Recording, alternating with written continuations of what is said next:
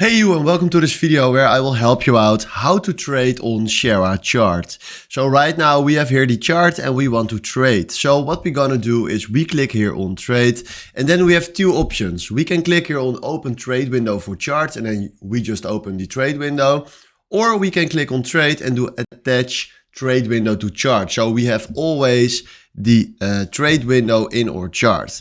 Then right now we can select right here which one of trade we want to use, and then from here we can fill in the buy marked, buy ask, or buy bid, and we can also do that for sell marked, sell ask, or sell bid.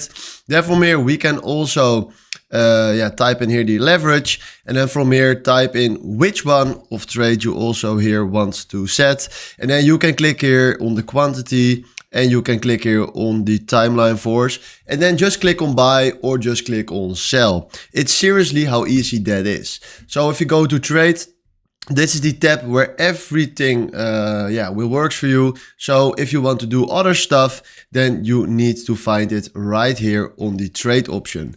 But this is how you can put trades on Shara chart. Hopefully this was the video where you was looking for. Thanks for watching and have a wonderful day. Ciao.